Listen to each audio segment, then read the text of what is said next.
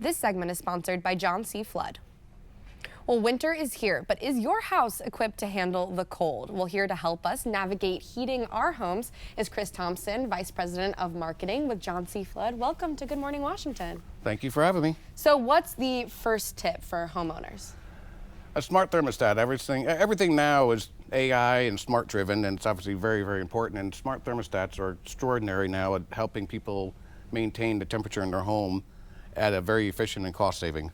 I have an ecobee myself, and when you connect it to the internet and your network, and much like me, where I live in Falls Church City, Dominion Power is our provider, so you can connect directly to Dominion Power, and it will monitor the hourly rates that electric is costing you, so you can manage that, and it will automatically do that for you during peak times. Like the last couple of weeks when it's very, very cold, people were just keeping their heat on all the time, and they're going to get some extraordinary bills. This thing will manage it in a much more efficient way that you're going to find the best times to run your system in the most cost-efficient way.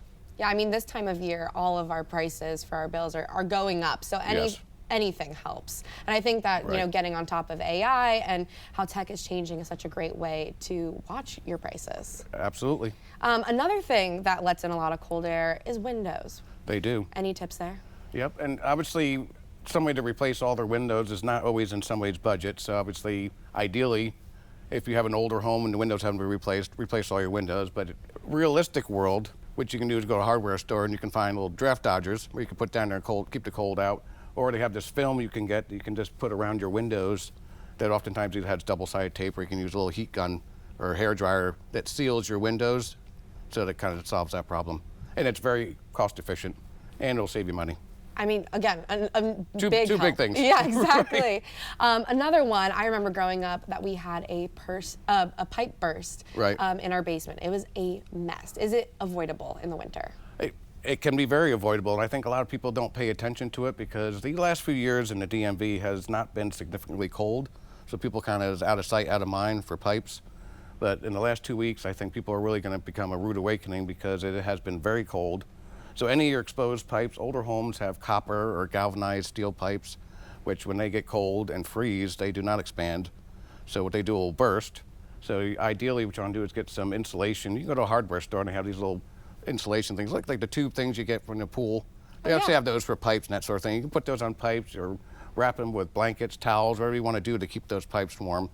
If you're in the basement or if they're under a sink, leave those open and let the cool, or the warm air, not the cool air, keep them warm. Because the last thing you want to do is find out right now when it starts getting above freezing consistently, people are going to start finding out that their pipes had frozen, or they probably knew they were frozen, they just don't know which one. And they're finding out some hard lessons right now. Terrible. And I never thought to just like put a blanket on your pipes, just cozy them up. Right. It's a very good tip. Any other tips for our viewers? Check your filter.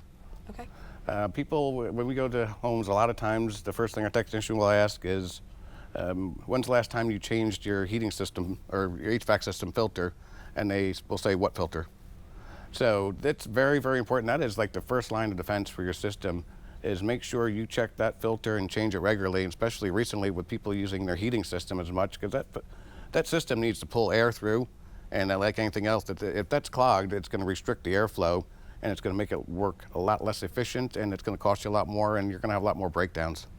I mean, you have given us some incredible tips this morning, and I feel like your team at John C. Flood really does it all to help out your customers. If people want to go to learn more and reach out to your team, where can they go for more information?